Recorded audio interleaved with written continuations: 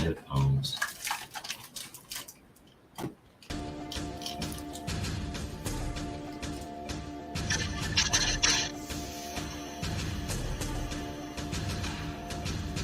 Without words, my energy speaks. Make the whole room sweat from my lyrical heat. Stump to my own drums, they can never be me. Versatile, unique style, they can't compete. I'm the genre, the element that murdered the beat. Mugga drop the 808, so I drill the beat. Do it in my sleep, I'm the trend to beat. I'm the move, make it move, and I'm not for the weak. I drop album every session, who drive like me? Who mags to get bad, be everything they lack. I'm the light bulb on, guess I'm in my bag. Put the whole team on distribution, who mag? Tell me what's a plug to the current. Walking, too much talking with no movement. Boston, tell me what's a plug to the current. Walking, too much talking with no movement. Boston, tell me what's a plug to the current. Walking, too much talking with no movement. Boston, tell me what's a plug to the current. Walking, too much talking with no movement. Match my style, wish you could. CEO first lady, I'm better than good. Rain on everything I own, as a true queen should. With my own name brand, yeah, I know I look good. Packed house for every show, haters wish they could. Have bottles on the bar, VIP for the stars. Cause everywhere I go is everywhere they are. Not average, I'm savage, don't push me. I'm the nightmare to a nightmare, you get me. Blink the wrong way, change it in your whole face. I'm trademark, so beware saying my name. I got people in high places, handling things. That's why I smile as the cash rush to the bank. Real boss queen, my eyes see everything out between. Stay active, not cute on the throne. We like to handle our own, real bosses. Boston, tell me what's a plug to the current. Walking, too much talking with no movement. Boston, tell me what's a plug to the current. Walking, too much talking with no movement. Boston, tell me what's a plug to the current. Walking, too much talking with no movement. Boston, tell me what's a plug to the current. Walking, too much talking with no movement. Ooh, that was hot. That was hot. That's a new track, right? That's that new FIRENATION FLAMEZ Boston. Shout out to Mugga Beats. Shout out to who, man?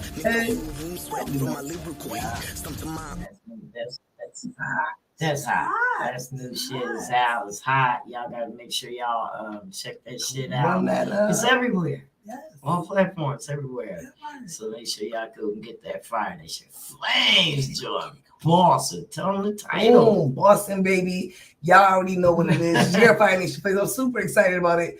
Shout out to Humag Distribution, Miller Fire, Blacksmith on the cover art and engineering, Mugga Beats on the production. That right there was Boston. We just came out with it just like that because we're super excited. You know what I mean? So we just came right in with it. What's the plug to occur? Yeah. Plug to occur.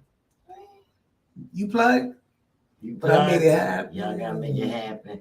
Welcome back, y'all, to the Comfort Level Podcast. We are here today. Back in Studio 206. Yes. Oh my gosh, we just been running and running. We've been on go. That's it. We just been on Everything's go. been moving. So we're here today. I forgot what I was gonna say. Went right out. We just been so busy doing things, on the move. Yes, it's everything's crazy. been happening. We're gonna tell y'all a little bit about it later on. But we got so much to really get into because it is 2 Cent Tuesday. It's 2 Cent Tuesday, but we're not gonna forget about this 50 years of hip hop because we always gonna do 50 years of hip hop. Something we got something for you coming up. We're gonna talk about that, but it's a lot of stuff going on in the news, and I think one of the biggest story is those 5 Americans that was freed from Iran.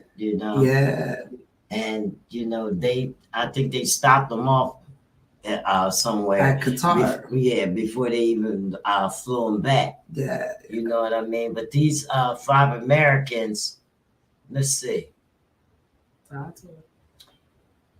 they were in detention and they were on their way back. They stopped at this little place called Doha. Yeah, Qatar. That's how I'm gonna pronounce it. I could be wrong. Well, all 5 of them, they said they had been designated as wrongfully detained. So they were freed as part of a wider deal that includes the United States unfreezing $6 billion in Iranian funds. Yeah. So that brings the Americans to an end of a years-long nightmare for some of those who have been detained. 3 of them, part of the deal was that they, if they had been in prison for more than 5 years, and some of them been detained since 2015. Wow. You know, they did get the names, but we're not going to try to pronounce them up in here. Yeah, we ain't doing that. And they said most of I wouldn't even do it. But it says for the most part, a lot of the other American names are not publicly known. So, you know. Their moms and their wives and stuff, they was unable to leave Iran. They were also on a flight from Iran to Doha. So, allegedly. From the Biden administration official. Let's see. This is it.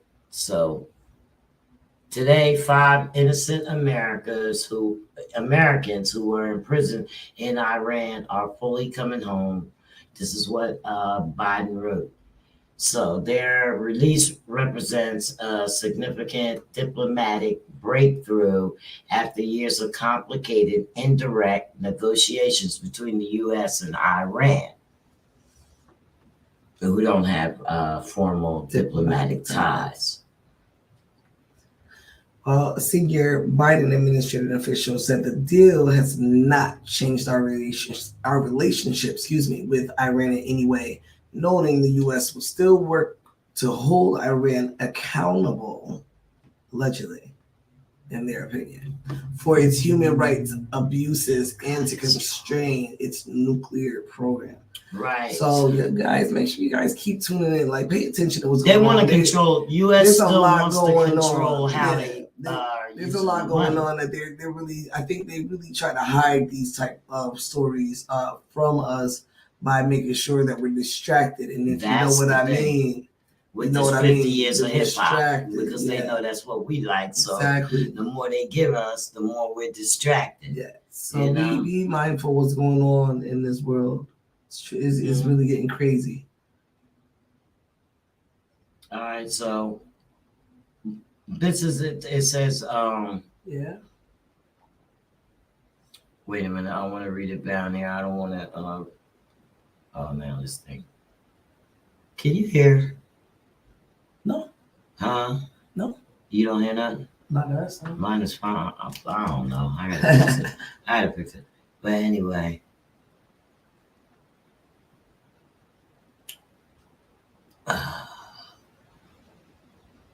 No, because the U.S. is watching the money. So that's what I was looking for, the part where they said that on here. Not just what it means for, people to be back with their families and, the torture and stuff that they was going through. But I don't know. I must have missed it. But anyway, they're controlling the money. They're going to watch the money and make sure that they're not using it like for defense. And Google says, it says, under the agreement between the U.S. and Iran, $6 billion in Iranian funds that have been held in restricted accounts in banks, in their banks. Oh, wow. South Korea, was transferred over to their bank. But the details, the funds came from oil sales that were allowed and placed in the account set up under the Trump administration. Mm-hmm. So Biden administration officials have stressed that the funds that have been transferred to the accounts, their shit show.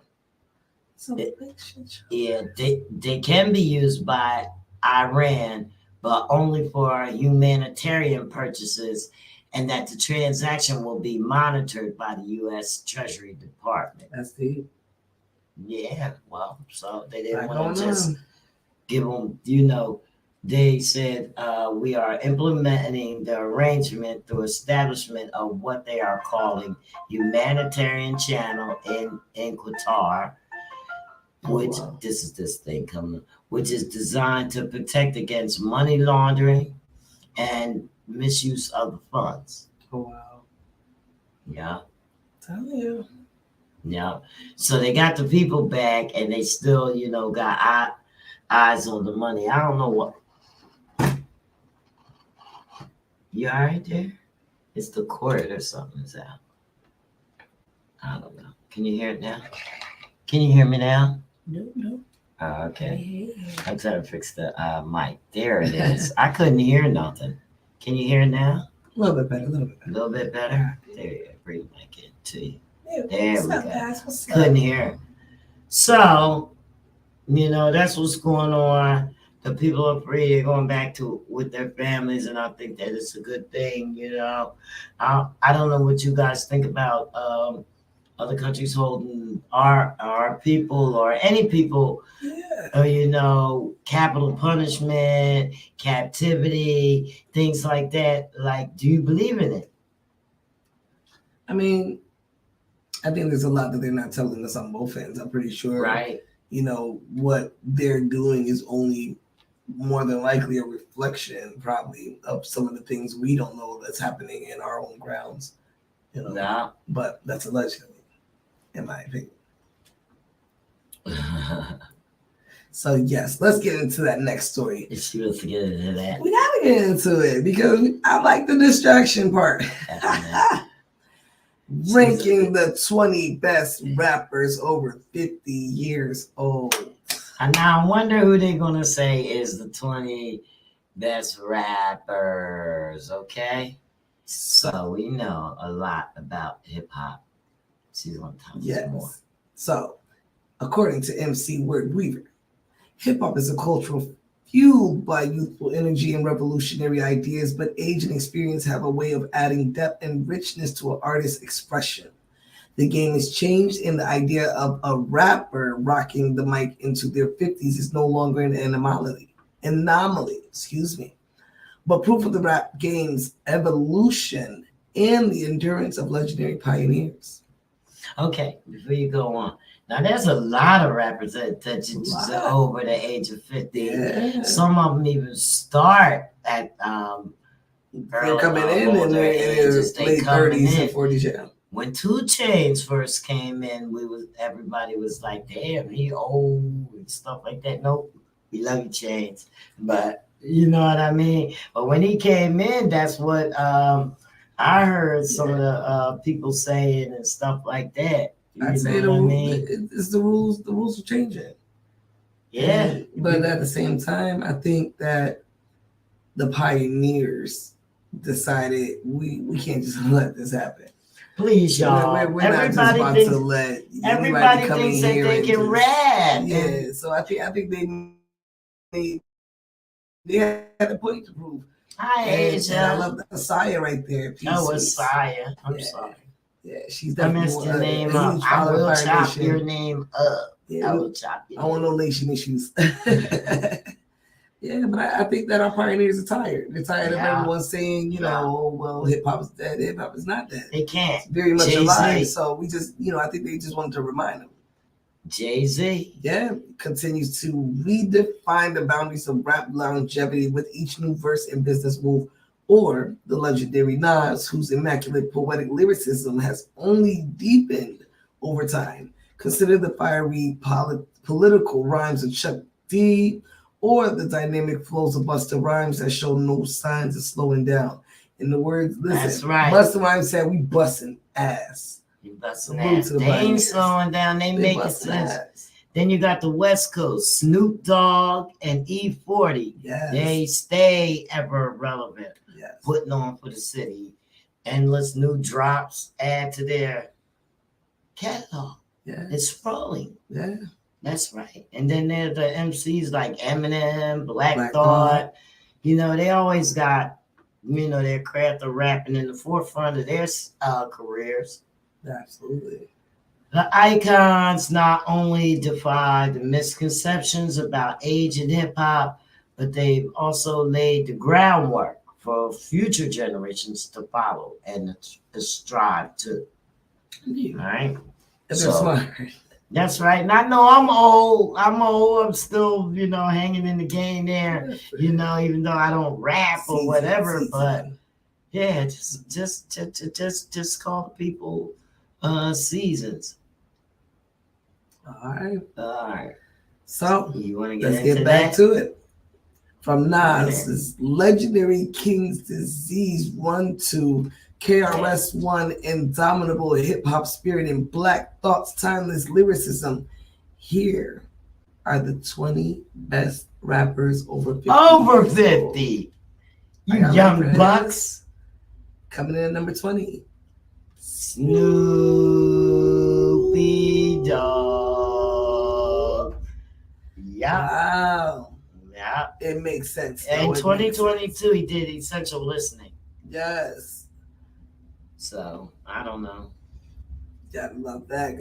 So it says few artists have managed to remain as culturally relevant as Snoop Dogg, from a standout rap rookie spitting gangster tales on Doggy Style to a respected West Coast OG with his own cookbook. Charlie's here. Hey, Charlie. Choo-choo. If you guys don't hear Train in the back, that's Charlie. That's Charlie. Yes. He'll be going in a minute. Yes. So, when it comes to Snoop Dogg, a timeless flow that could flip from melodic to menacing on a diamond, innate charisma that leaps from every track, and the knack for riding the beat in every way that's almost symbiotic, have all made him an enduring force in the game. At over 50, Snoop hasn't missed a beat, continuing to release music and even acquiring Death Row Records to reintroduce the legendary label to a new generation of rap fans. So he's 50 what? He over there. Yeah. He over 50. Oh yeah. So he definitely put in his years in hip hop. Who you got next? The Get the Gab 2018 E40. E40. So y'all remember the ambassador of the Bay. So E40's influence runs deep in hip hop. Vallejo born rap. Where's Vallejo? Give me the line. Born rap mogul's idiosyncratic flow, intricate slang, and the relentless hustle have not only made him a West Coast legend, but have also propelled him into the conversation of hip hop's greats. And he's 50 plus. Also, E40's output has slowed down. It hasn't slowed down, nor has his creativity diminished. Yeah. In fact, it's quite the opposite. That's right. The Vallejo rapper's wordplay continues to be as inventive as ever, and his distinct delivery remains unmatched. So that's it. He's an artist who's grown older in the game without growing out of touch, dropping wisdom and street knowledge. That's right, with the same energy that he brought into the game in the 90s. E4. That's my pop. Shout out to hip hop. Number 18. That's right. Number 18, we got MC. That's I. MCI. Boom. That's how you know I'm an 80s baby. She's 80s baby. I am. Shout out to he's still relevant in 2022. Facts. That's right. Facts. MCI. Yeah. Okay. So let's talk a little bit about him. You want to go in? I go in. Okay. His authenticity, it's palpable. Okay, and a voice that's instantly recognizable when you hear it. MCI has etched himself in hip hop history as one of the premier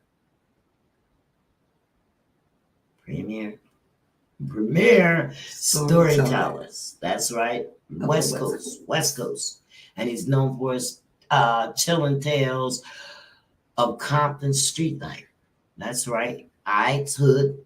That's where it is. Though. I guess I didn't know. Hey, So Compton it's Street. Compton, right? So his narratives haven't lost their raw edge over time. They just grown more nuanced. That's all, shaped up. Hey. You know. So in his 50s, Compton's most wanted a front man. He still sounds as sharp as ever. You know, serving his verses with a grizzled wisdom that only amplifies, you know, their impact. His recent work from DJ Premier. Executive DJ produce. Premier, that's right. Which way is west to the 2022 Revolution in Progress? And they showcase an artist who has not only aged gracefully, but who continues to add layers to his esteemed legacy. MCI, number 18. Okay, shout out to Buddha Monk on the check-in. Zoo, see you. What's up, Zoo? Big love in the building.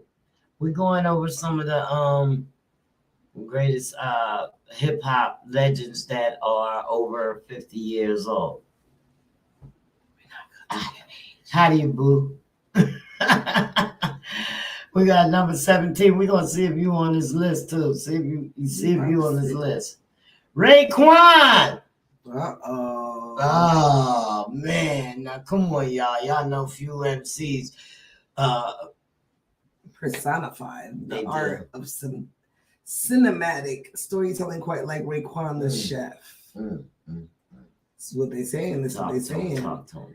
They say as a crucial pillar of the Wu-Tang Clan with a solo career that's gifted us with a jewel that is only built for Cuban links. Ray's influence of East Coast hip hop is immeasurable.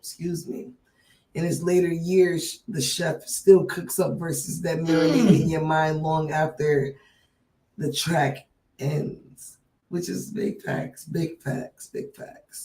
Blending wisdom, street knowledge in a timeless style. This ain't no silver era for Raekwon. The man's on the platinum run, showing us all how to age like fine wine in this rap game. Dang, that's what they say. What it do? Next on the list, we got Bun B, relevant with Static Skeleton. Yeah, he's from his UGK days with Pimp C. That's right. To his legendary solo career, Bun B has always been a touchstone of Southern rap. His deep commanding voice and dexterous flow have been the backbone of countless Houston anthems, weaving tales of street wisdom, country life, and political consciousness. But don't mistake Bun for some music and peace. In his 50s, he's still an active and vital part of the game. His recent output, whether it's his 2018 solo album, Return of the Trill, or his latest collaboration with Static Selecta, Trill Static 2. That's right. It attests longevity, displaying a consistency and dedication that many young artists would envy. That's right. That's right. Y'all can't even hold the candle to. Consistency is key, people.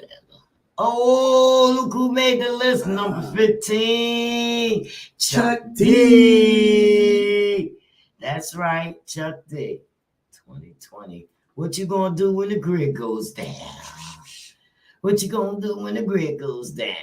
As the vocal powerhouse of Public Enemy, that's right, Chuck D has consistently used his platform to give voice to social and political issues, pioneering an unapologetical, conscious strain of hip-hop. His baritone drawl is instantly recognizable, resonating with the force of a sledgehammer. Sounds like my voice, right? Sledgehammer hitting a gong. Wow. That's right. The Public Enemy frontman has stayed sharp well into his older age as well, levering his voice's seasoned gravity to keep banging against the walls of injustice. His rhyme schemes might not be as complex as some, but its clarity and intent are unparalleled. That's right. Serious. He's a enduring rap prophet that's just as relevant today as he was in 1987. Who the hell's doing all this texting? This is getting crazy. Fred, he's crazy. Fred, don't shit. Yeah.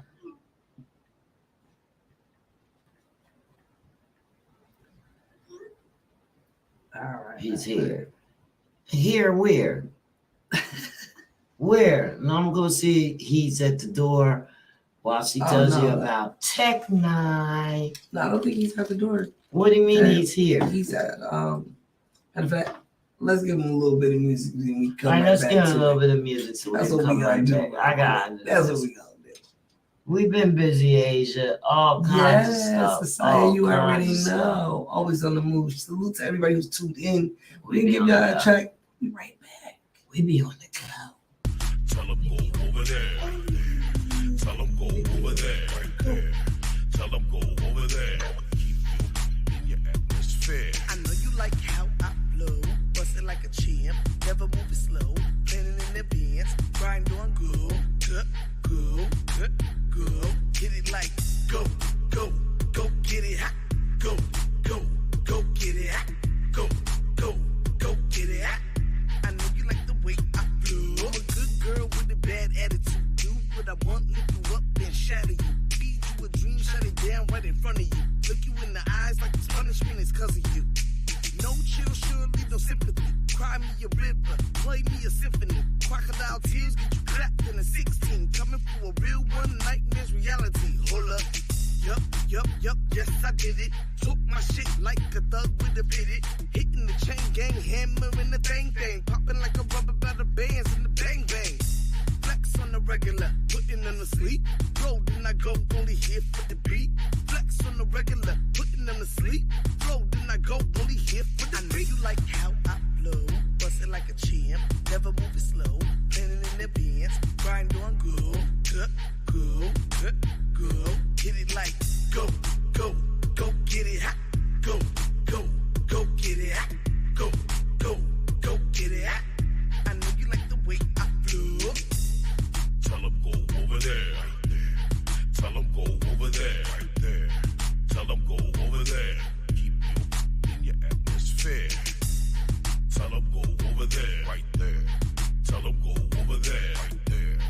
Tell them go over there. Keep you in your atmosphere. Team watching, cause when I move, my team move. United is stance, I'd advise you to move in your own lane, cause I roll with some bullies. Keep the trunk packed with the snacks and the toolies. It's a movie.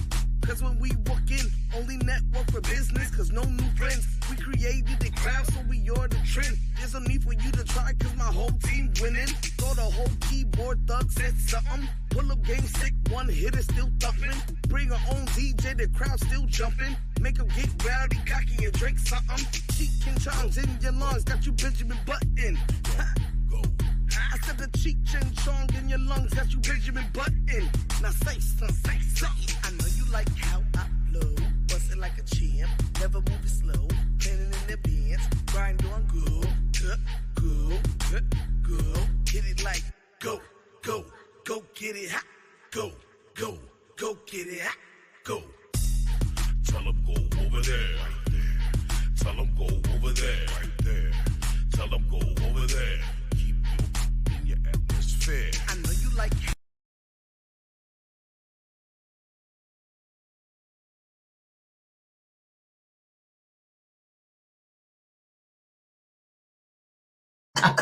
Go over there. I gotta say it again. Go over there. FIRENATION FLAMEZ featuring Judah Breeze. Yes, Go. that right there was go. Go get that, y'all. Yo, shout out to Monkey Beats once again. Monkey Beats is Today is Tea Tuesday, 2-cent tea, iced tea Tuesday. So yeah, Drink to that. Drink to that. feel like I'm So we getting gotta get back lightning, to this list here. All right, get back to the list. Number 14. Who we got, girl? Who we got? Tech Nine. Oh, Tech Nine in the building. Tech Nine. Let's get it. Mm-hmm. He's from Kansas City. Zone. So Tech Nine is a case study in how to age gracefully in hip hop beyond maintaining his razor sharp technical prowess. Tech's greatest asset is his ability to adapt. He's managed to stay ahead of the curve, ushering in a new era of independent success while retaining his chopper style roots. He's still spinning with the speed of Gatling gun, excuse me. I know I be tongue tied all the time. Making tracks like Worldwide Choppers a breathtaking listening experience. Tech's fiery energy hasn't dampened a bit with age. Instead, he continues to forge his unique path as one of the most successful independent rappers of all time. I didn't even know some of these people was over 50. You know, I didn't even know some of them was over 50.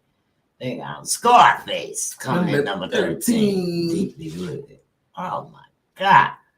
Scarface. Now, nobody does raw emotional depth in hip hop quite like Scarface, y'all. You know it. His gritty storytelling.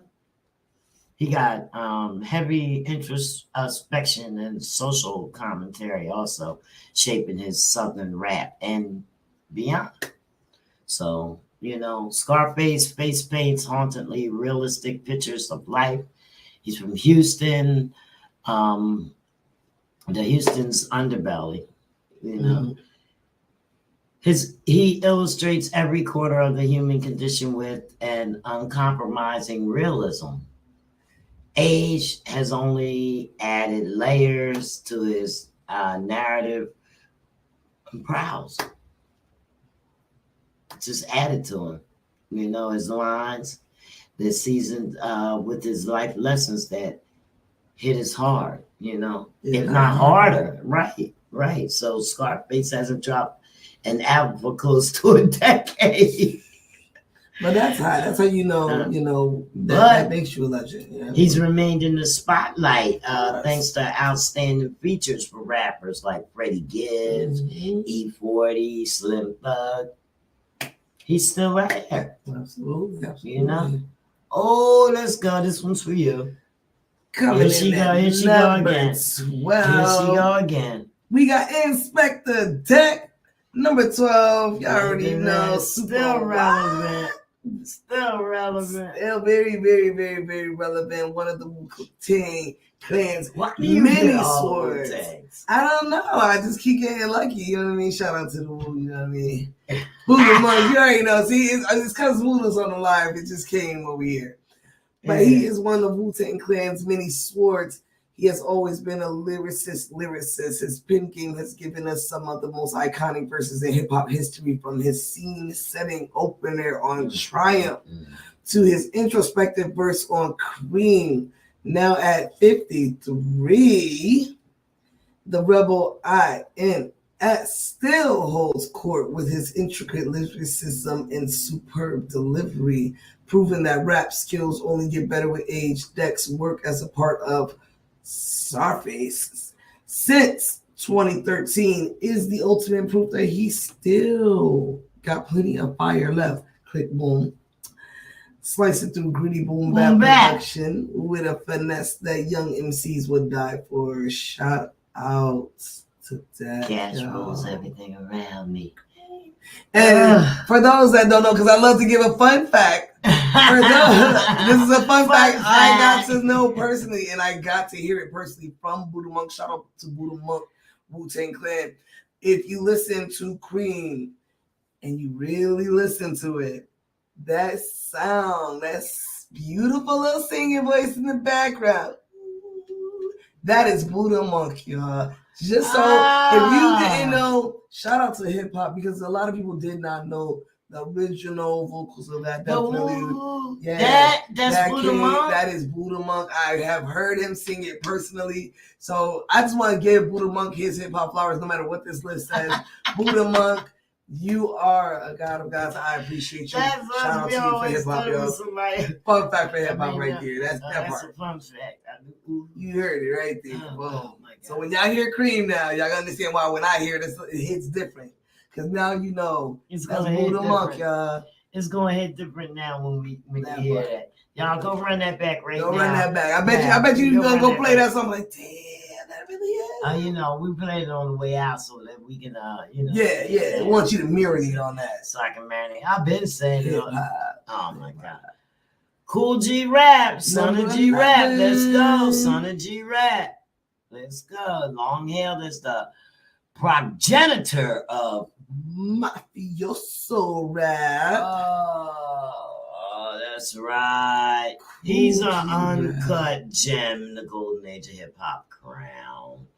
His multi-syllabic rhythms and rhymes and gritty street narratives and ferocious delivery have inspired a generation of MCs from Big Pun to Raekwon. But the beauty of G-Rap lies not only in his influence, but in his longevity. That's right. In his 50s. Yes, the He Queen's represents- MC, baby. He remains a reverend figure in the game, still capable of out-rapping most of you niggas. Sorry, most. That's right. He has cinematic storytelling, folks, and unmatched technical prowess. So his age hasn't dulled anything.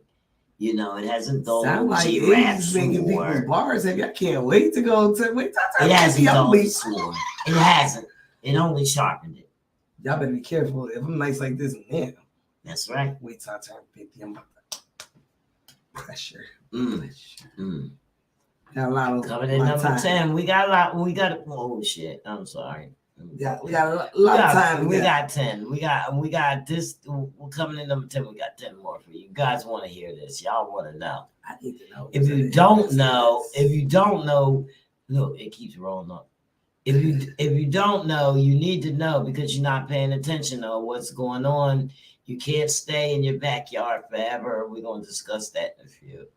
Oh, shoot. Yeah, because I'm kind of mad about these people in these backyards and keep asking me to come to these backyard events. I'm going to get with y'all. This is the comfort level. And I want to feel comfortable on a about talking. That's right. Tuesday. I'm so tired. We're going to tell them how we feel. We're going to drop 2 cents on y'all. I'm so tired because even though you try to like really give a little you trying to support play and support, like every time you try to say, well, sometimes you just gotta say no. Something has to happen here, or this is good. You know, you never do nothing. Yeah. Who we at? Common. Yes. Yeah, Number Common 10 came, is man. Common, baby. So Common's evolution as an artist Common's is everywhere. Woo. Yeah. That his He over 50. Yes. That man look like fine wine. Listen, he really did. Common's 50, Like, huh? Go ahead, Common. Call me. I appreciate your 16 bars in advance. You don't have to feel like put in the atmosphere manifestation. Woo. So, from the lo-fi jazzy days of resurrection to the inspired sounds of like water for chocolate, and more recently, the introspective musings on Let Love, the Chi-Town MC, has remained one of the cornerstones of conscious hip hop. Common's pen has only grown wiser and sharper with age. Combine that with his social activism and political commentary, and we have an MC whose raps are as important as ever. Age hasn't slowed Common down one bit. It's only transformed him into an elder statesman whose music continues to reverberate powerfully. Say it again, reverberate. Powerfully. See that conscious rap? That's one thing that put people on the map, okay? You can't keep rapping about the same old ghetto-ism. You like a message. You know, yes, we definitely like the messages, but we can't keep hearing it over and over and again. You you have to inspire and influence the people that are listening to you, and you have to give them something. The thing of it is when I listen to music, I want to feel it right here. Yes. You know, give us something we can feel. When you tell me I just shot off my 45, you know, or I just shot off my 40 with the red laser, you know what I mean? That's not. You scare me, dog. I don't want to. Don't pressure me to like your music. Make me love. No, that makes I need people to feel the that beat, could feel the be verse, like that makes people that could be a fan not want to be the fan. Oh, I get KRS One. You get KRS. I get KRS One. Hip hop distracted. Listen, what we Number gonna say 9, about baby, this? KRS One. It's only right that you get KRS One, though, not for nothing. Well, when you mention the greats of hip hop who are still active, oh yes, KRS names, very it's gonna be forever on the list. Period. Okay, it's on that list as always. He's a Bronx MC. Velocity of edutainment. Okay, edutainment. Edutainment. It still resonates, offering lessons wrapped in the bravado and lyricism that defined the golden era. The blast master. He's a blast master. That's right. He still resonates, offering. Did I say that already? He has energetic live performances. Yes. That's right. I went to see him this year, and you know, he has thought-provoking lyrics, and they have hardly wand anywhere. You know what I mean? Instead, the lyrics have become more refined and potent. Just you know, you got to peep his latest album. It says, what is it? I am Crew 12, something it is. Like I am AMCRU 12. If you need an example, just check that out. You know what? I'm getting tired of this.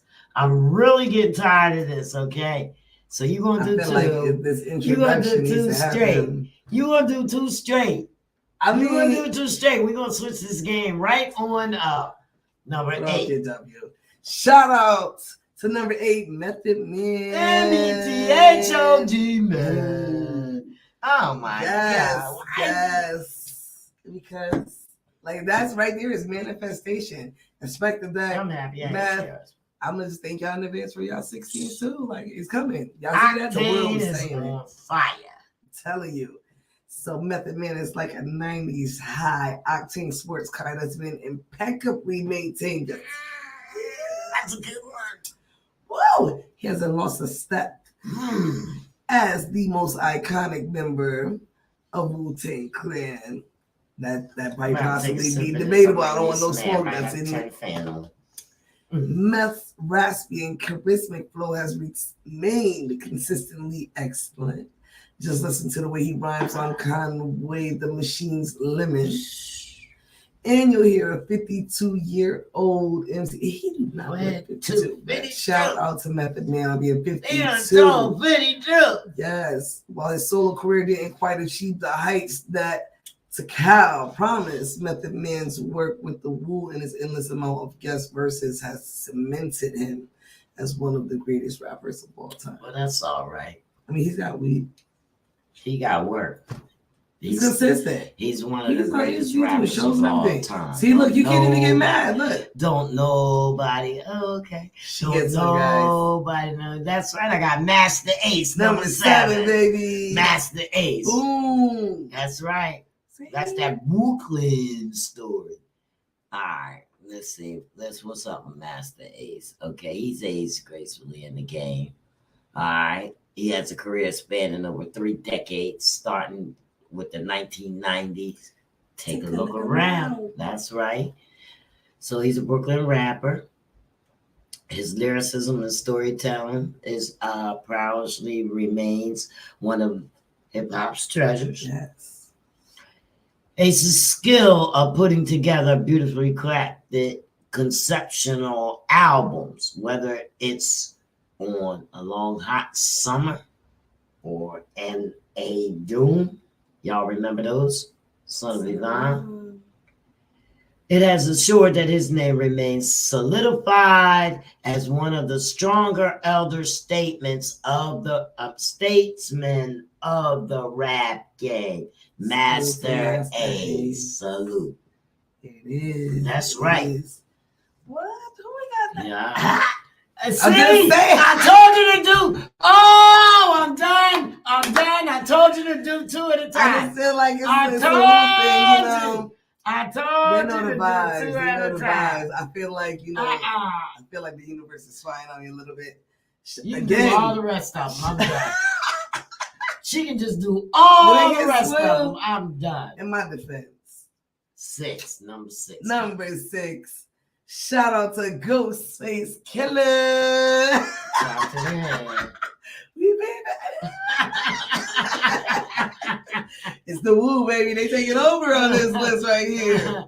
They done took over that. They the greatest of all time. I'm saying you can't. Wu-Tang Clan ain't fuck with.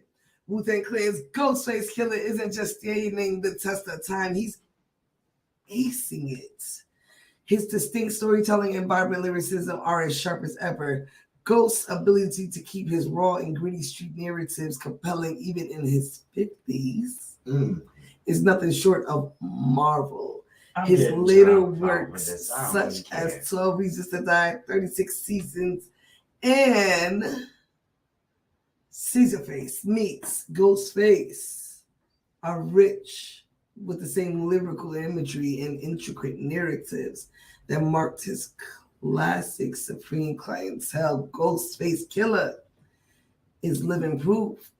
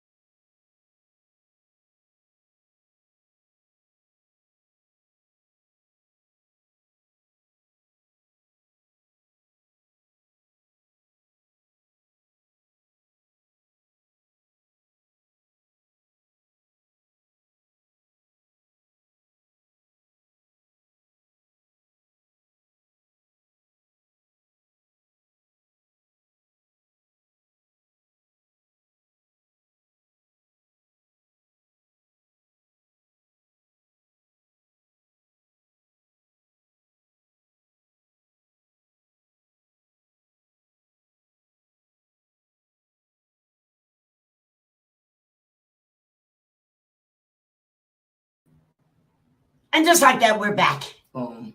Just like that. So that's right. We might as well give y'all some music. Yeah, they need some. So we sorry, y'all. We gonna get back, and then I'm gonna tell you who I got. I might make that do another one. Anybody else left in the Wu-Tang? It might be some people. It might be some people. Let's do the East Coast rock. Yeah. Shout out to Smooth Ass. To show you how the East Coast rock. I came to show you how the East Coast rock. I came to show you how the East Coast rock. I came to show you how the East Coast rock. I came to show you how the East Coast rock. I came to show you how the East Coast rock.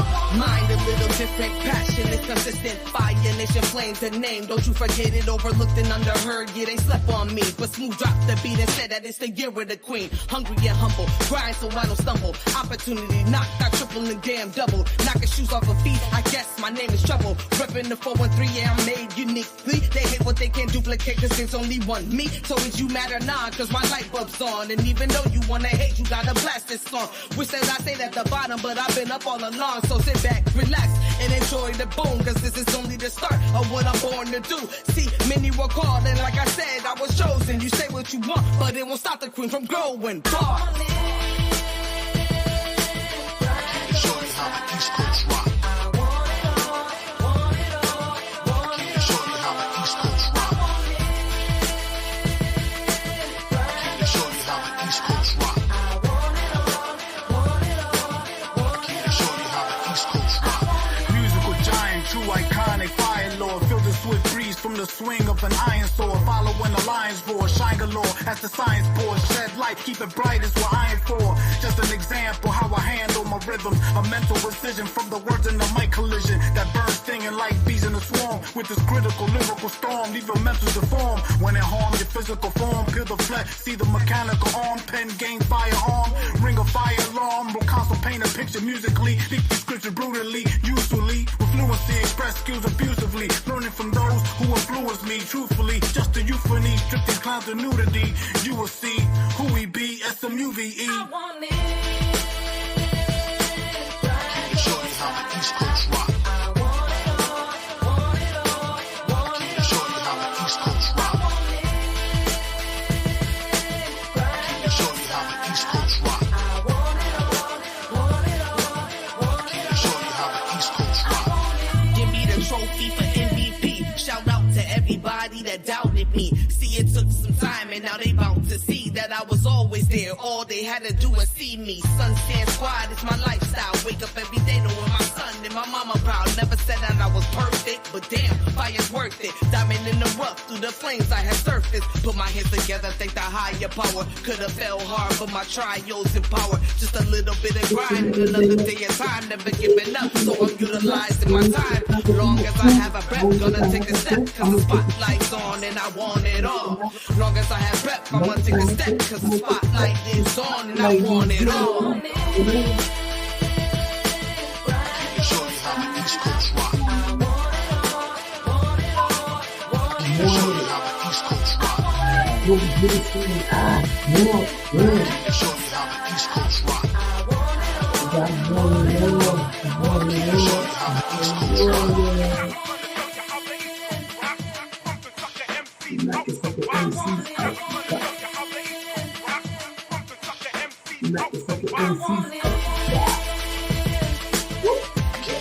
Shout out to his last beat. He's up too damn late. Came to show you how the East Coast rock. It makes me feel That's special. how the East Coast rock. That's how we do it Okay, out here. that's how we do it on the East Coast. Out here acting Coast up. rock. Doing a lot of building. They're Yes. doing a lot of building. Listen, y'all.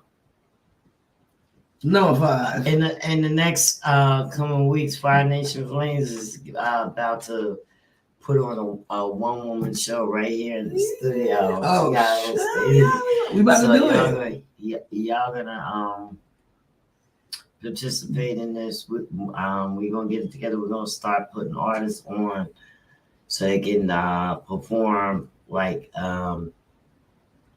put an audience on online audience, so you don't have to worry about nobody coming to your shit, you know. But we need people coming to shit. Okay, so before we get into this, well, let's Number finish this 5. off. Let's finish this off. Who I had? Uh-oh. Buster. Yeah.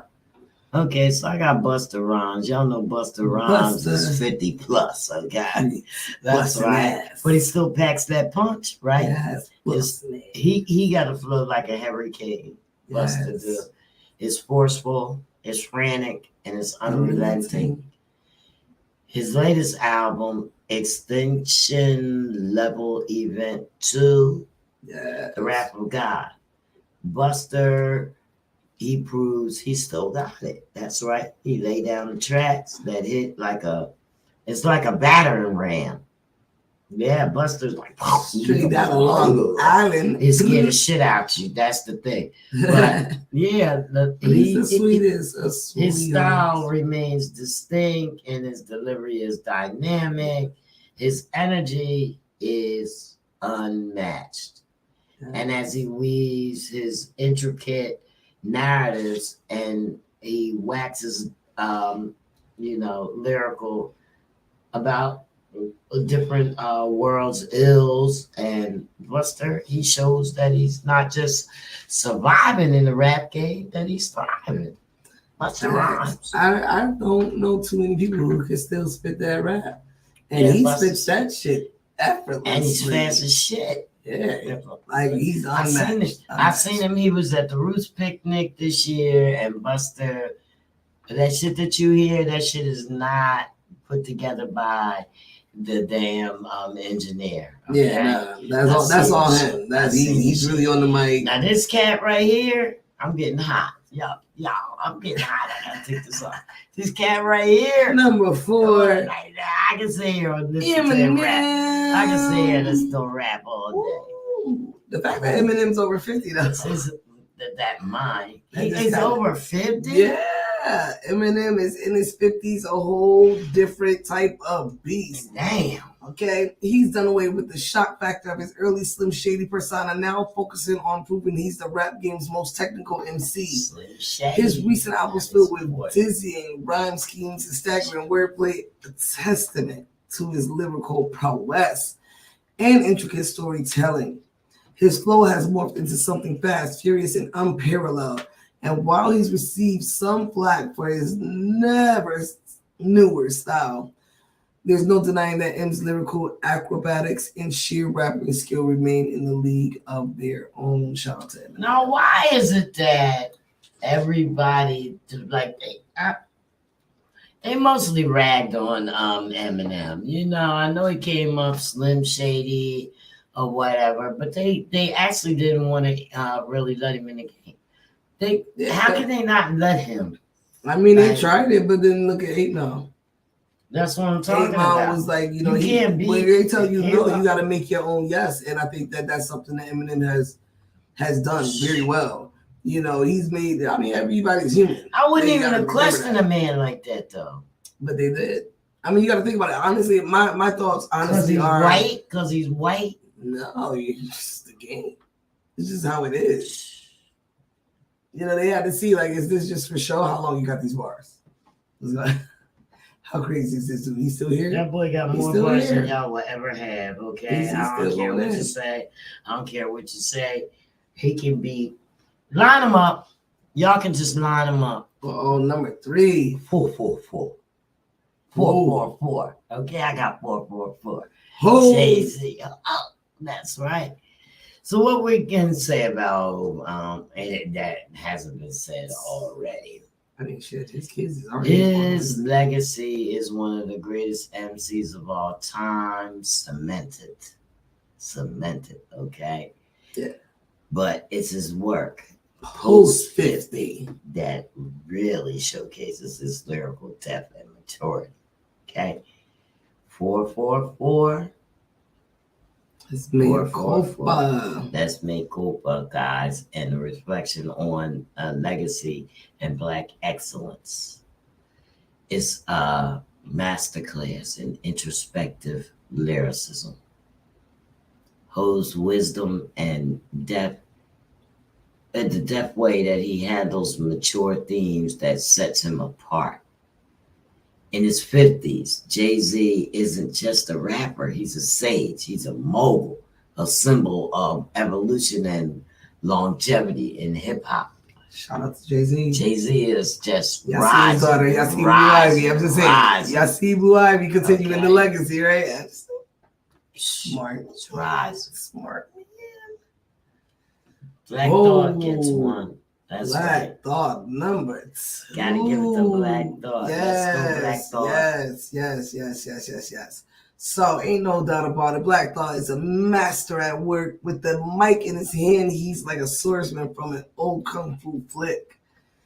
Precise, disciplined, deadly. Okay, Philly native and Roots frontman has been serving up top tier bars since day one. 10 toes down. Thought Streams of Thought series in 2022 cheat codes are just some of the many examples of why he's aged so well in this fast-moving rap world. He's a philosopher king. Philosopher Kings, he said. Philosopher King. With the mic, I've seen delivering that bars shit at the Roots that picnic. read like proverbs as a solo act or with the Roots. Black Thought remains a defining voice in the rap game, schooling youngsters and veterans alike on how to drop lyrical gems. Big love to Black Thought, Philly's finest. See, my goal in life, is to sit here and have these words for the indie artists that we deal with. I'm going to be saying it about Fire. I'm going to be saying it. Big love, baby. Big love. All right. So, what? You next? FIRENATION Flames. When they say my name, I'm telling you guys, just look, Judy's gonna have the biggest moment because I'm gonna cry like the biggest dork. I swear. I don't think I'll be able to emotionally handle it. I cry about everything. I've been on here crying. Y'all know I cry. It's crazy. I got Nas, y'all. Number 1. And y'all know the rap game wouldn't be the same without Nas. You wouldn't. Nas the nasty. That's right. Illmatic. You know. That's a magnum opus. Straight out of Queensbridge, 1994. baby. That's right.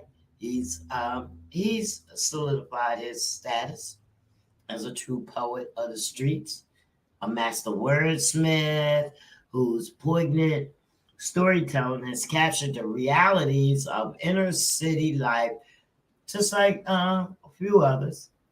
But Nas is the epitome of a street grid, spinning tales of hood politics, love, loss, and the fight for survival with an insight and eloquence that's unmatched. Age is not the menace, it's not skill in the slightest. Still look like a baby. That's right. Instead, his voice has become fine wine, maturing, and it taking on new layers of complexity. From his more recent classics like Life is Good and the Grammy-winning King's Disease series, Nas continues to show us that he's not only the best rapper over 50 years old, he's the best, period. I mean, that's allegedly, in someone's opinion. It's my opinion, When they say Nas, everybody come running. Everybody listens. Everybody be quiet. Everybody comes running. All right? Man, let him drop of something. Running. Let him drop something. Can we go and talk about that ACX1 launch? All right, we gotta talk about man. this. We got some shit. Oh man, I mean it's 6 dope ass shit. Yo. Okay, it's not going nowhere without us talking about this. Period. Period. So this is what happened. Okay, first of all, they had a grand opening. This is Atlantic City, guys. Yes, ACX1 Studios. Formerly known as Ocean One. Yes. Okay. Anybody that knows Atlantic City know that it's Ocean One. Playground. Okay. Or Boardwalk Mall. Same thing. Everybody knows Ocean One. That's it. Okay, so COO, Chief Operator, ACX1, I'm sorry, Studios Chief Operating Officer, Tom Franklin. Yes. He said the unique concept includes a mix of retail, restaurants, entertainment, and educational space, and they welcome the music and film industries to the resort. Yeah. Right there in Atlantic City. Okay? So let's talk. Oh, yes. Okay. We've been there several times. Yes. We were there for the grand opening. Yes. And these are the highlights. So, entertainers came from Philadelphia and beyond to celebrate the unique concept that includes a mix of retail, restaurants, entertainment, and educational space. Mayor Marty Small, who was on hand for the grand opening, heralded the municipality's commitment to entertainment and economic development. And quote from Mr. Smalls, Mayor Smalls, excuse me, "We want the community to support and we want those doors to stay open." ACX1 Studios Chief Operating Officer Don Franklin said the project has cleared many hurdles to get to the grand opening. And even though we're not from Atlantic City, we believe in Atlantic City, Franklin said. He said, our goal is to bring many things to Atlantic City, bring back the film industry, bring back some shopping, some retail, bring music, and we want to integrate this building into the community. They got it. And one of the top tier tenants will be the Laugh House Atlantic City. Man, owned and operated by Roderick. Mr. Rod, yes. We had the courtesy of meeting and hanging out with Mr. Rod. And let's just say we're going to be doing a lot. That's a right. lot. You will see the Comfort Level podcast very closely working with him and many others who were there. Mr. Rod, he helped launch the careers of comedians Kevin Hart, Mike Epps, J.B. Smooth, and comedian J. Anthony Brown was on it.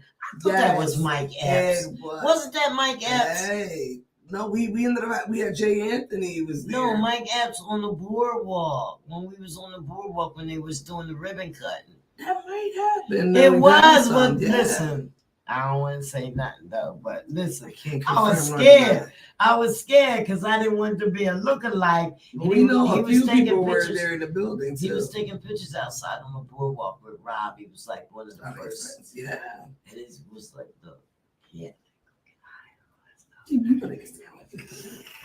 and I didn't know, and I was scared.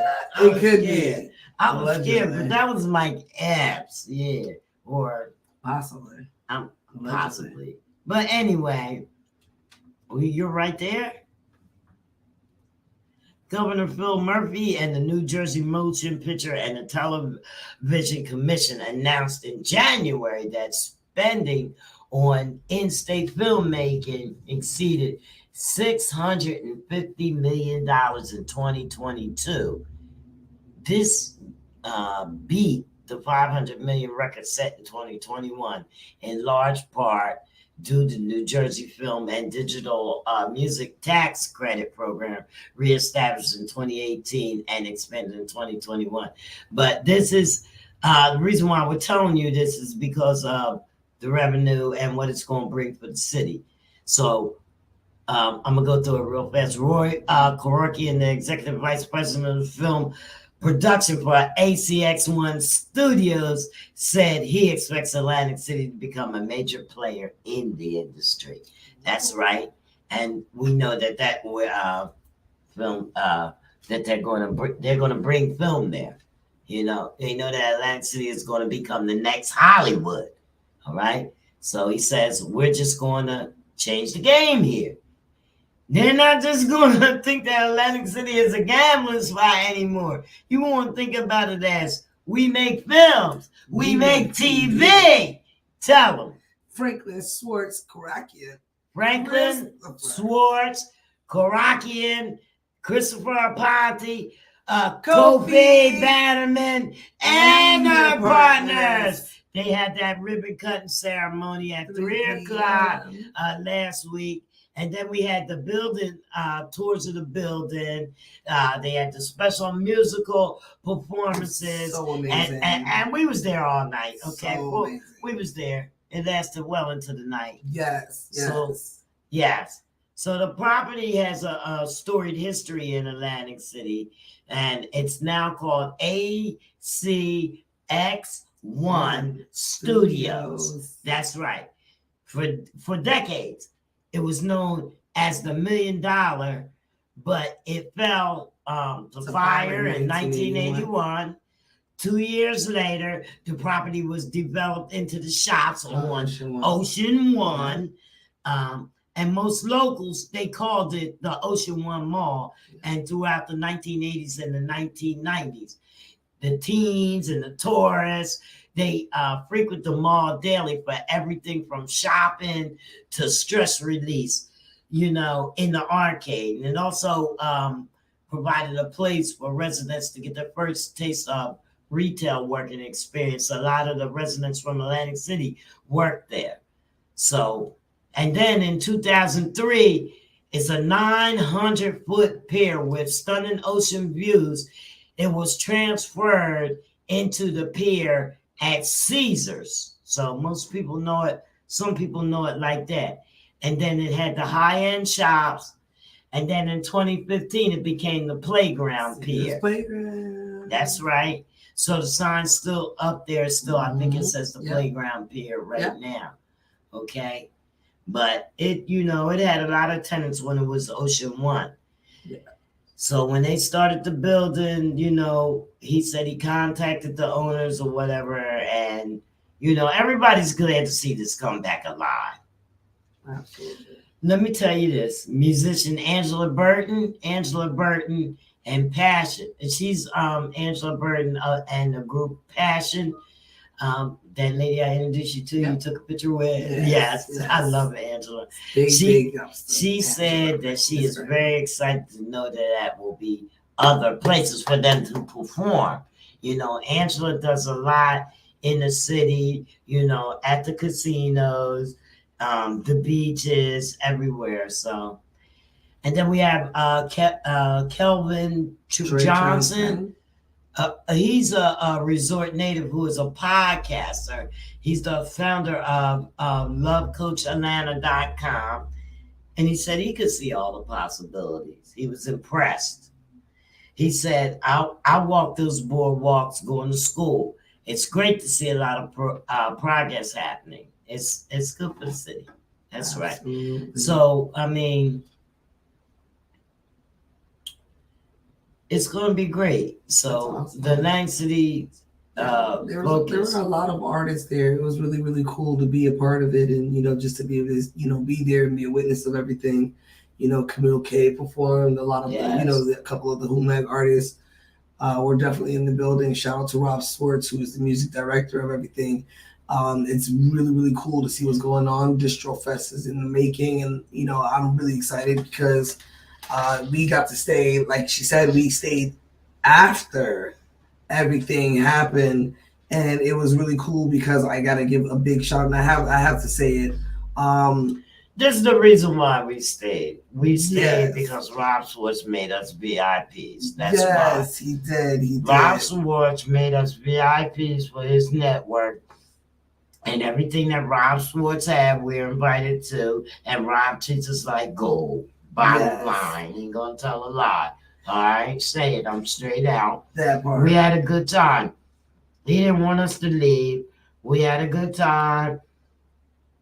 We did everything under the sun. He took care of us. We fed us. We ate. We drank. Special announcement we can make, and I did speak to Rob Swartz, so I now have the okay for it. We actually got to shoot the music video for my new song, Bossing. Yes. Shout out to my girl Cindy And Roxy, yes. Literally. And we didn't even dancers, know. they're I gotta beautiful send them a entertainers. You guys have message. to make sure that you guys follow them, check them out. They are tagged all over my page. You'll see a couple of pictures I'll be posting, but shout out to Rob Schwartz and ACX1 Studios. That is literally, I believe, the first music video shot there. Not only music videos, shot. And the shot Comfort there Level right now. podcast was on That's scene right. on deck. We're I know on you guys scene seen a lot of the on reels. deck. So stay tuned. Shout out to David, the videographer, Blacksmith, who also did a lot of scene capturing. We got a lot coming. This is ACX it. Studios is We got more. It's crazy. Okay. Rob has more. Yes. ACX1 has Studios more. has a lot more. Who Mag Distribution has Mag? more.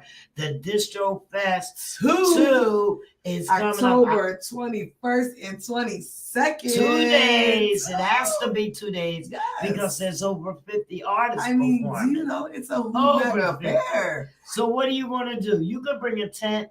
You should bring a tent. You should bring Bring a tent. snacks. Don't bring snacks because you know we're gonna have Or that come on under that. my tent. Come under Definitely my come tent. and check us Comfort out at the Level Comfort Level Podcast is Podcast. going to be out there. And your girl Fire Come under Nation the Flames tent. will be performing. Grab It's been an interview. announced. So y'all can catch me live performing, and a lot more hot artists are on the lineup as well. It's crazy. Make sure you check out our pages on Facebook and on social media because we're posting everything there. Booked Now, and busy. To get your ticket, you must go to distrofest.com. Say it Okay? again. Distrofest.com. If you don't know how to spell distro, get out the game. Yes. Get out the game. Yes. I'm not spelling it for you. Get And out shout the game. out to my boy Montana Black, because Fire Nation Flames and Man Code has officially collaborated in making the Fire Nation Code Flames merch. Gear is out. Go to mancode.com. Shout out to my boy Montana Black. It's such an honor to collab Y'all with him. come on. Listen, when I say we booked and busy, we working. No slacking is happening over here with the Comfort Level Podcast. We out here doing a lot of Y'all things, come man. on. We out here doing a lot of things. I mean, it's about to get crazy. Even this week, we got stuff going on, right? Yeah, we got this week we got going on. I mean, we got, well, mostly interviews. Lots of interviews. You know what I mean? On the scene. Mostly everywhere. interviews. And also we're gonna start collabing with some people and have them come in and you know, everybody has room to learn. So we're gonna have some people that are pioneers in podcasting come in and help us host this show. Yeah. You know, kind of snap it up, you know, get us a little more things going on. It's like a hit drop It's right there. always It's like a little sauce on yeah, it. Shout out to it's a little Supreme. It's always a little more that we can do. We're gonna have some live studio guests. We're gonna have some guests online. We even have I'm a couple telling of you guys guests. to We're keep going to watching their house our to see live. Facebook page. Definitely want to make sure you subscribe because we actually will be doing a pop-up at a very, very major Thursday, person's we house. can tell them. So- Thursday, we're gonna go and we're gonna have a live sit-in chat with the legendary Intruders. I'm Yes. so excited about this. So Shout out to excited. my That's boy right. Aaron Lassiter's now. You know, We got, yes, right. So, oh God, it's getting Phil crazy. Terry is now running the group, okay, and that is all new. The Lot of changes. the legacy. Well, it's not that many changes. They do have one new singer, one new member. So we're gonna introduce him to you, and whatnot, and just let the intruders tell you what's going on with them Yes. today. So we're gonna carry from yesterday till now. Absolutely. From then and now. The intruders then and now. Oh, shout out Okay. to my All right. bling queen, Michelle. Michelle! gotta love And she's not here today. She keeps me cute, guys. She's not Michelle's in not today here, because but she's she will very be. busy doing a whole lot. She Shout will out to be. Brittany Check Nation. the comments. Check the comments afterwards. I'm telling okay? you, my girl Michelle Love Bling My Queen, number one fan. Swain. If you need to get cute, you need some accessories, holla at my bling queen. You already know what's up. That's some nasty stuff. It's strong. It's not nasty, it's just strong. Absolutely. Like I poured about that. That's a lot. It's crazy. Wow. All right, now we have an opinion. We're going to go with this. We have an opinion from, what's his name? From a guy named Kevin Powell. So Kevin Powell is a poet. He's a human and civil rights activist, filmmaker, hip hop historian, and the author of 16 books, including the Kevin Powell Reader. Those are his collective writings, yes. And his 17th book will be a biography of Tupac Shakur. That's right. So don't sleep on it. Don't sleep on it. He's very so his new spoken word poetry album, Grocery Shopping with My Mother, and that's available on all streaming music platforms. Yes. So Kevin has an opinion, and we're gonna read through his opinion today and see what you guys' opinions are. You know, so you can either pop in online. Let me see if I got something up in here from, because I ain't getting shit. I mean, just in case anybody wants to come in online, I guess that would be here, right? Yeah. So you could pop in, or you could call in. You could call in if we have any callers. You could call in, huh? Definitely call in. Yeah, let's definitely call in, guys. I can't even find the thing on calling line. Here it is. Boom. The calling line is also back. Number 609-315-4445. So you want to give us a call? Give us a call. Here it is. Kevin Powell. I am hip hop. I was born and raised in the ghetto.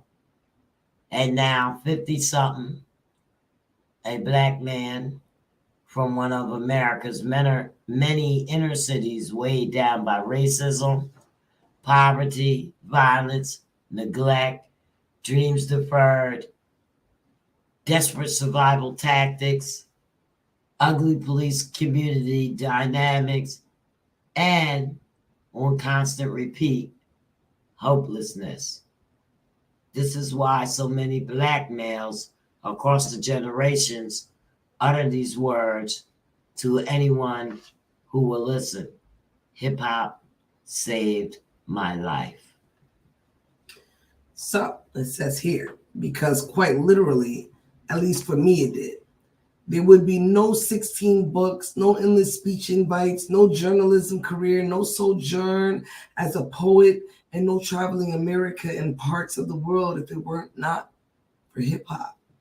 It gave me permission to use my voice to probe why I was black and straight out of poverty. And hip hop taught me to strive for something, anything, against all odds. Hip hop saved my life. It is simply not debatable for a nation of millions of us. What is debatable is when hip hop began.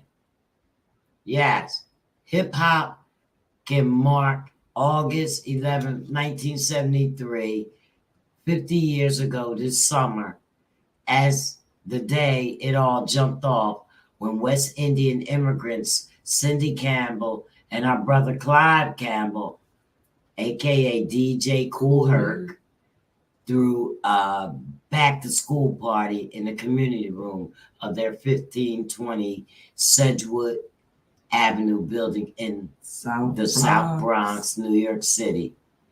For years, though, some hip-hop heads, me included, believed it was actually November of 1974 up in the Bronx for the Universal Zulu Nation and another founding figure of hip-hop, African Bambaataa. Later, I'm told it was Bambaataa who decided in a closed-door meeting the origin story should point toward here and Cindy and the 1973 instead. Okay. What's his name? Pal. And Powell goes on to say, but I believe it's deeper than squabbles over this or that date. In 1967, 6 years before Sedgwick Avenue, a couple of significant things happened. One, the Reverend Dr. Martin Luther King Jr. broke with the heart and soul of the civil rights movement and boldly came out against war, declaring that the United States was sending poor blacks and poor whites to fight poor Asian people in a place called Vietnam, and that America was the greatest purveyor, of violence on this earth. The Nobel Peace Prize winning king was blasted as a traitor and unpatriotic. And second, Kool Herc arrived from Jamaica that same year, making his way to the Bronx, the anointed and undisputed homeland of hip-hop. 1 year later, King would be dead, assassinated, but not before he began to spread the gospel of a poor people's campaign, a crusade for folks like the poor African Americans, West Indians, and Puerto Ricans in the Bronx, who would later give birth to hip-hop. These were people from the same class King warned us not to abandon and forget. In other words, what does it matter if you can sit anywhere on a bus or at a lunch counter, or if you have no money to ride the bus, no money to buy a burger? What's the point if you have the right if you have nothing to use it? But see, that means hip-hop from the very beginning had one humble definition: making something from nothing. And I definitely grew up in that era. From its inception, hip-hop was rooted in politics and social injustice by virtue of the fact that the four core elements of the culture, DJing, dancing, rapping, and graffiti writing, were a middle finger response to racism and classism, to fight, to white flight from urban centers like New York and Compton, to being abandoned, forgotten, and erased, just like Black history and Black books say are being erased, banned, whitewashed in states like Ron DeSantis, Florida, in 2023. I remember what hip-hop made me feel and think, Pal said, when I first heard the Sugar Hills Gang, Rapper's Delight in 1979. That was for me too. Or when I first saw graffiti on entire subways, or when I first danced to the beats that were not those of my mother's Motown or James Brown, but residue of those sounds that were like mad scientists, broke apart, recycled, chopped, cut and scratched, until we had something that was spectacularly ours, making something from nothing. Pal said I felt free, alive, and that in the spirit of impoverished conditions under which my single mother and I lived, I finally had music, art forms, a culture that belonged uniquely to me. I tagged graffiti with my magic marker.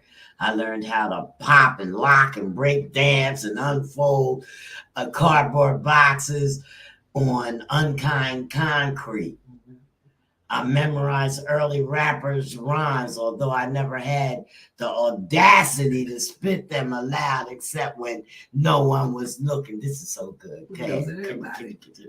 He said, I watched when my best friend construct his own sound system in his bedroom, intersecting electronics in a handmade wooden coffin in which to place his two turntables. You can tell. She's so hip hop. I'm so old. With his vinyl records to the side. And I wore the hats, the shirts, the pants, the jackets, the coats, the jewelry, and the footwear, which have become the uniforms, the mobile fashion shows, generation of hip hop. Shout out to Digger. But these young bucks today, come on, you wasn't even there and y'all talking that talk. Yes, Powell said he had been a participant, a documentarian, an activist within and around hip hop culture for 44 of those 50 years. And I've been here all of them. All of them. That's right, all of them. In the building. Hip hop taught me how to use my voice, he said.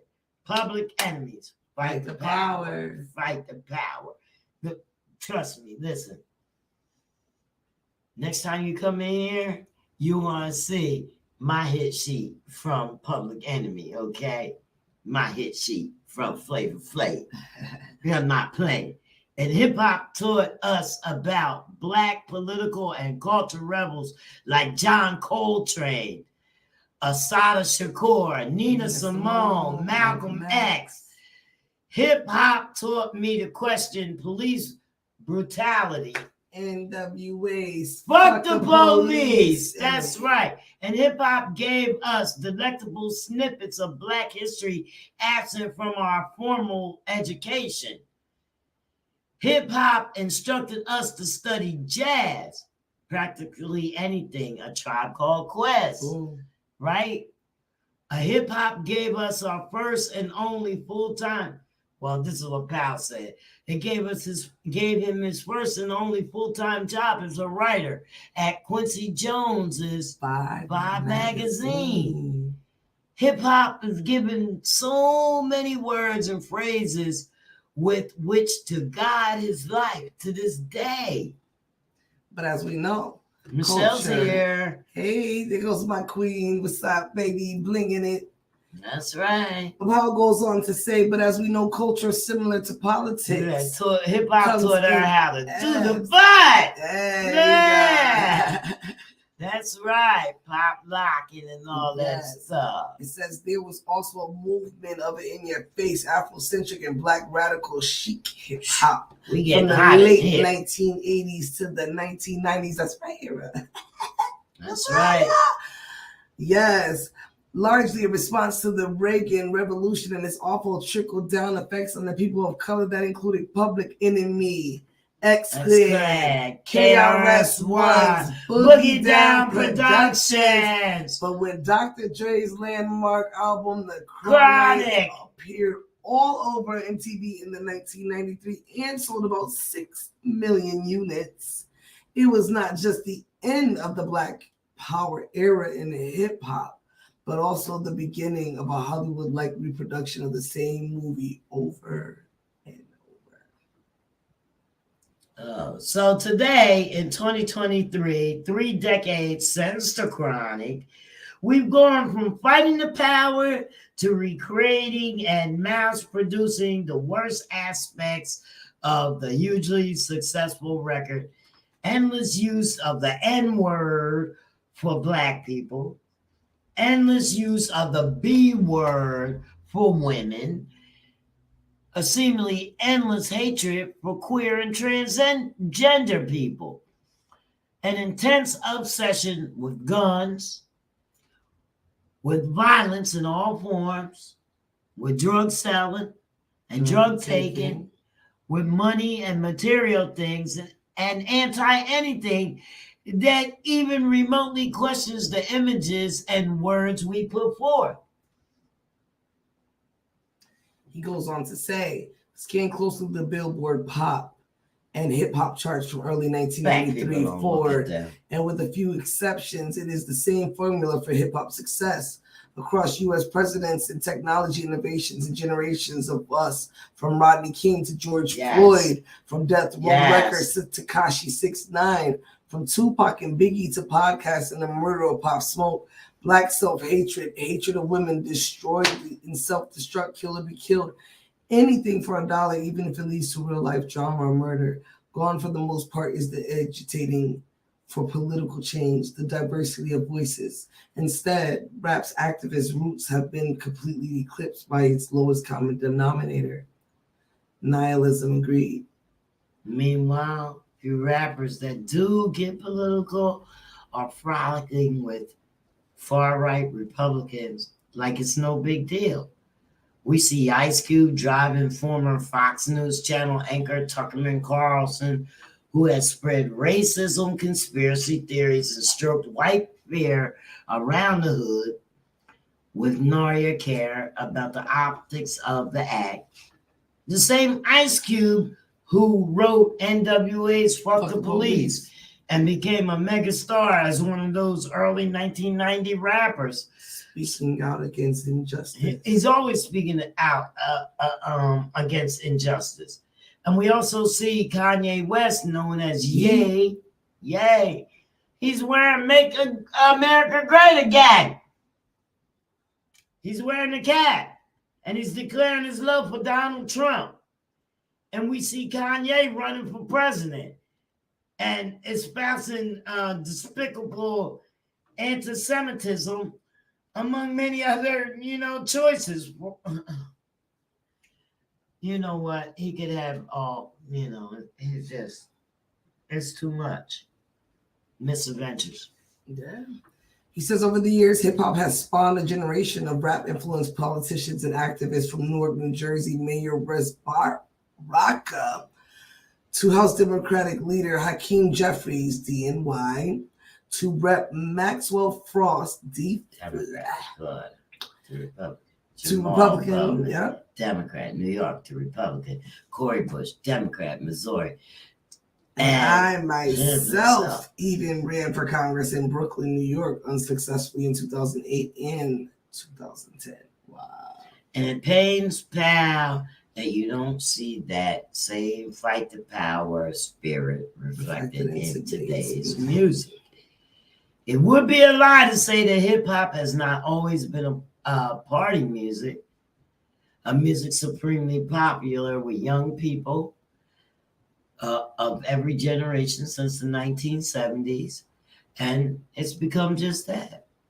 It also seen epic and provocative political statements during the period we call the golden era of hip hop, roughly 1984 to 1998, from the rise of Run DMC as hip hop's first supergroup to the otherworldly success of the album, The Miseducation of Lauryn Hill, arguably most important and enduring hip hop inspired record ever. She said them earrings though. I'm so hip hop, y'all. I'm so hip hop today. Yeah, she's so hip hop today. It's cute. But that's what we're talking about, Yes, so man. There was no such thing, not to us, within the culture during the golden era as a political rap, as gangster rap, as conscious rap, and any of that. Much of these were terms coined by certain kinds of media, namely the mainstream outlets not rooted in the culture, which is partly why Pal has started writing about hip hop himself. So, he's saying that the media made these different types of rap and hip hop. You know what I'm saying? So it was all hip hop. And just like George Orwell once said, everything is political. There was no need for us to separate hip hop into categories. Wow. The very fact that Black and Latins, young people, were expressing themselves freely with their music, dance, and their visual art was by its very nature, political. You know what I mean? So that's what he's saying. Yeah. So which is why it's not unusual for a wide array of artists during the golden era to have at least one song per album that waxed poetic about political or a social justice issue. Like, Salt and Pepper, Let's Talk About Sex, Queen Latifah's UNITY, or De La Soul's Millie Pulled a Pistol on Santa. Why? Because hip hop has also always been the voice of the invisible, the unheard and ignored. Shout out, because that's what my record label represents. It's definitely the overlooked. underheard. So that's huge. The whole podcast mission. Huge. The whole podcast mission. Huge, period. Yes. Overload. Yes. So Underheard. period. Like that's Level really up. serious. That part, say it again. Level up. Okay. And there's simply no way a culture born during the upheavals of post-civil rights and post-Vietnam America could be promoting antisocial messages, not a culture that also traveled through the dark periods of crack, AIDS, Reagan, and Bush policies.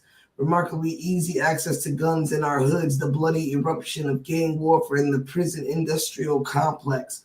So, in these highly polarized times, why aren't we seeing the same political rush today? Y'all not gonna give hip hop a bad name. I believe that hip hop, beginning with its explosion as a dominant pop art in America and globally in the early 1990s, was also co-opted. How was that? Commodified. Commodified and turned into something else, pal said. He says, I recall vividly Tupac Shakur during one of the interviews for Vibe complaining about the record label XX, who told him political or socially conscious hip hop was not selling any longer and that he was essentially wasting his time making that sort of music.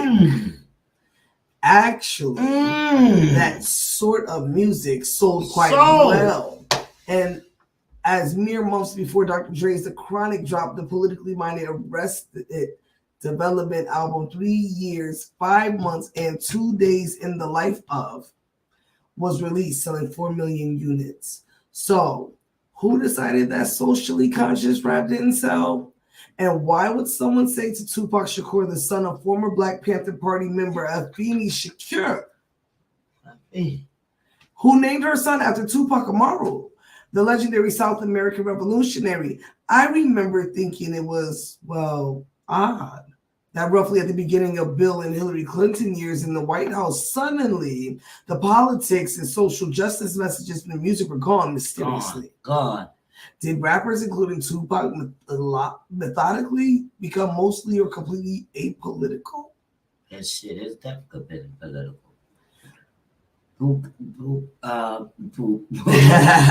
Tupac came from poverty, as most of us did. He made a conscious choice. He put the politics to the side so that he could make real money, okay? But that phase of his career would be short-lived. 1996, a scant 3 months after his 25th birthday, he was gunned down on the Las Vegas Strip. His killer remained free and unknown to this day. I wrote my name on the pole that he was killed by. You know that? Wow. Sure. Yeah, I did. Right there. I cried like a baby. It was horrible. Just somebody to tell you, right? Yeah. And everybody's there and writing their name on the pole and everything. This is where Tupac died. And I'm like, it's just my spine chilled. He goes on to say, I like to do dope shit. As for the others, I believe hip hop had become dangerous to some. In politics, in corporate America, at record labels, in the media, when rappers begin to interrogate the political system in this country's warts from uncompromisingly honest angles, when some dared to confront the status quo as Dr. King had done a generation before.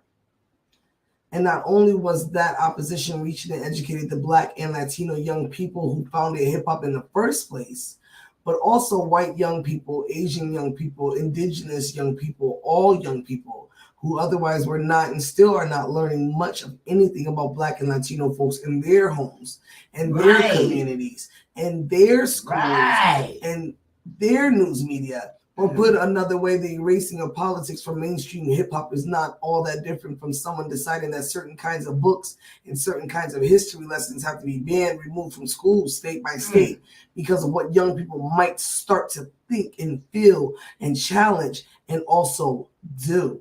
I've traveled the world and I cannot begin to tell you how many people of all identities told me it was hip hop that taught them the hard truths about America. Oh my God. So, alas and tragically, what hip hop has been turned into mostly post 1998 era, though.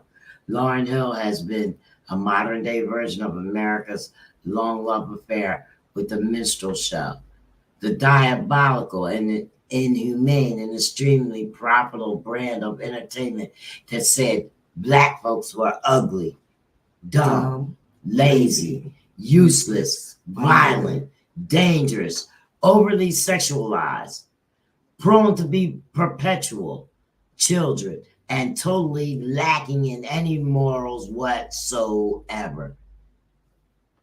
Minstrelsy was in my what was the dominant entertainment in America for about 100 years, okay, with racist stereotypes that did major damage to black people and by extension to every nook of America. Just like the past 25 plus years or so of these stereotypical hip hop lyrics and images on a loop have done major damage to large chunks of the very communities that build hip hop, and by extension to every nook of America.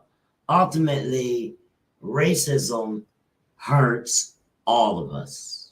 Period. All of us, period. Every single person. Period. Every single person.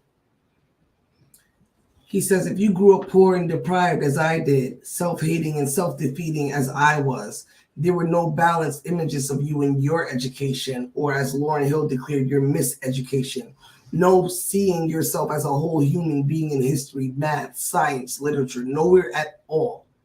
And if, like me, you only get to see yourself in the popular culture of your times, you will inevitably see yourself as ugly, vile, worthless, and other. And you will come to hate yourself and hate people who look like you, and believe in your gut we are nothing more than the N word and the B word. This man, he's a great writer.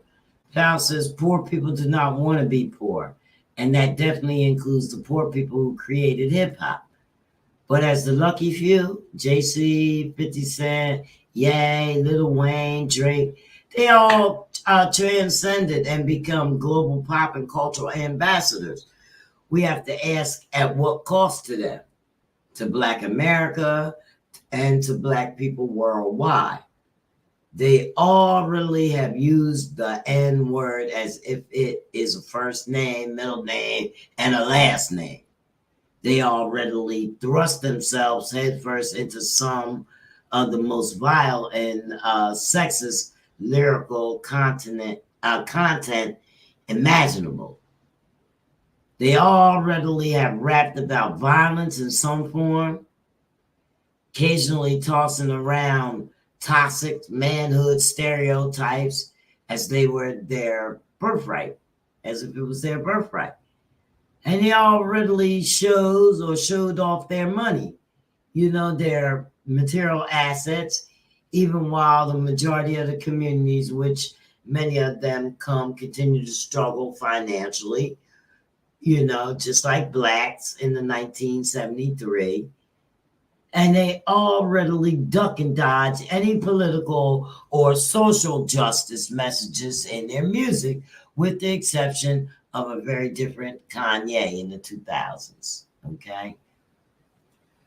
Go on to say, if the Jay-Z we see now with massive commemorative exhibition at the Brooklyn Public Library can be someone who fashions himself after Jean-Michel Basquiat, that means he knew better.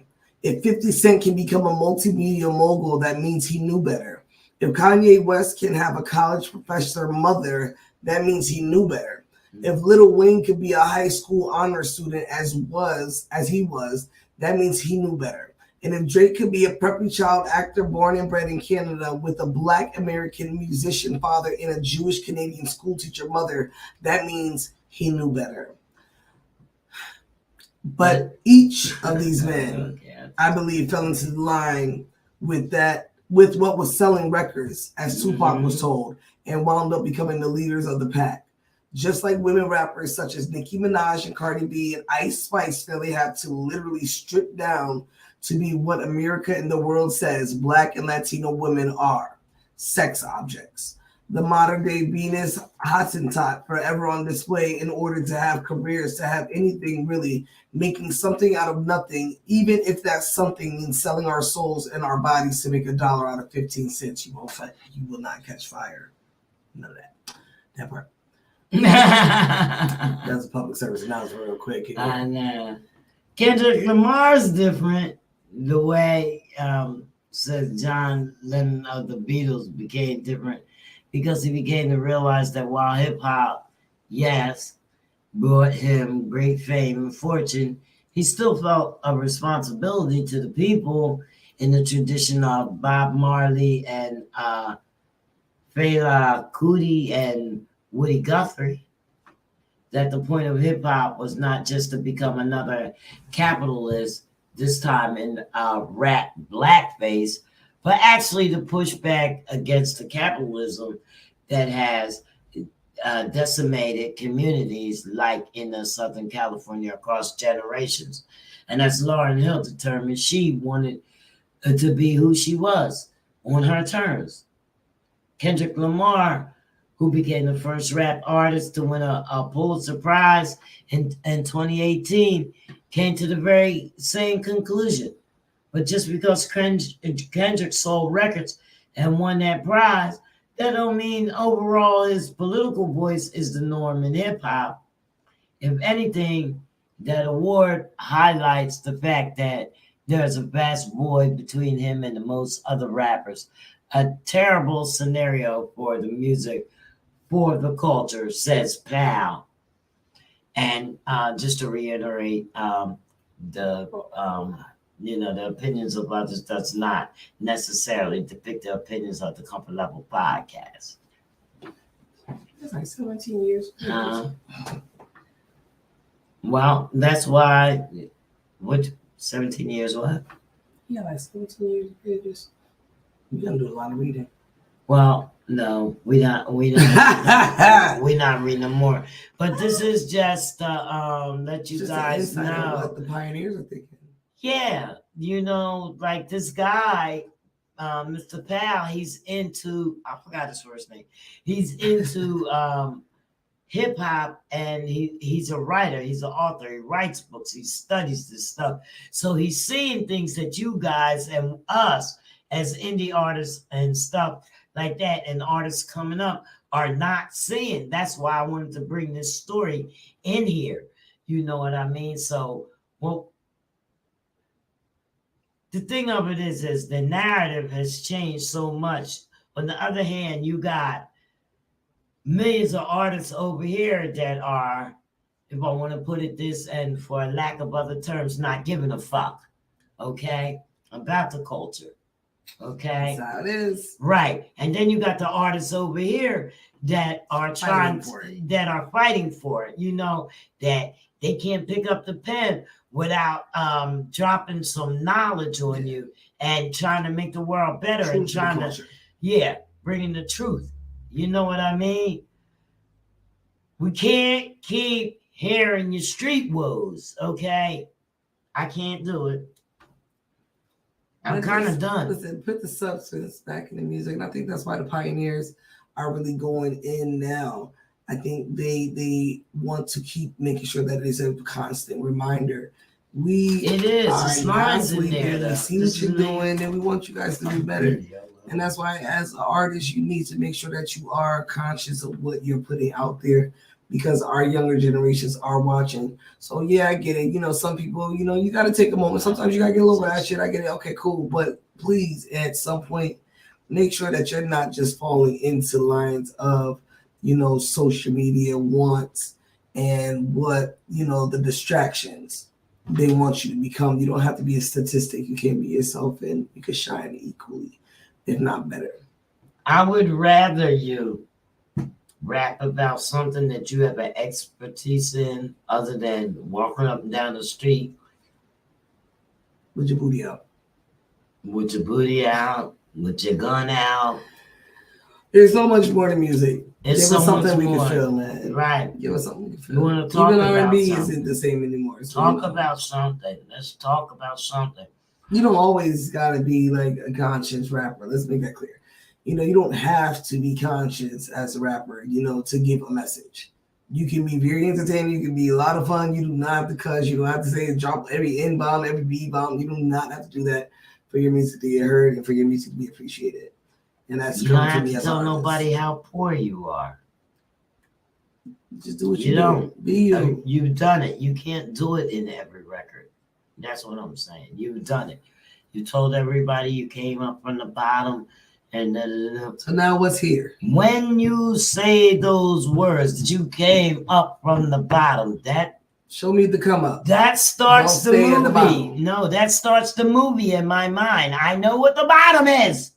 So don't tell us about the bottom. Tell us what's going on now. Yeah, but how You many started times? from the bottom, now how you're many- here. What's right. here? How What is many- the now? What are you doing for your future? That's what we The want. bottom. It just I mean, means we know what your just bottom was. it just speak means that you didn't piece. have anything. Now Yeah, you have grow. to show us what you're gonna do with the Show shit us the that you growth, got. baby. Show us the evolution. Show us what you're gonna do with the shit that you got. That part. We gonna give them another song before we wrap out. Yeah, because we can ready to get up out of here. Yeah, I already know. You know, we make sure that y'all go. Let me write this down here, because if y'all ain't here to see, what's your name? Fire Nation Flames. Perform the Distro Fest. That's where you want to October go. 21st You and wanna go to 22nd. The Distro Fest. It's very easy. Distrofest.com. Shout out to The Distro HDX1 Fest. Studios. You have a whole entire month. Buy the ticket, Get your money up. and then you make arrangements to what you're going to do. You buy the ticket first. But you want to Because be there. October 1st, guess what? Tickets go up October 1st. So it's different prices. It depends on when you buy your ticket. Early Birds is out right now. Don't Okay. Distrofest.com. Make sure you get on there. You're going to see all us there. You're going to see all your friends. You're going to see. It's too much. It's just too much. It's too much. Network and Okay. build your net worth. You missed it last year. Don't miss it this year. A lot of people don't have a net worth. Which is why you need to come and network. Just that simple. All right, that's better. Even if you don't have a net worth, Come you put can yourself network, out there. Okay. Meet some people. Diamond in the back, sun rooftop, digging. You know, That you part. may not have a cuddle, but remember, brothers and sisters, you can still stand tall. Come on, diamond in the back, sun rooftop, digging the same way again. It was a pig toast for me, guys. Come on, we out. We Peace, out. y'all. We love you guys, man. Peace.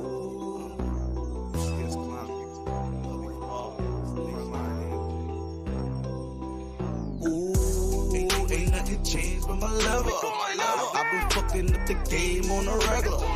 She ain't fucking with you lames cause you regular.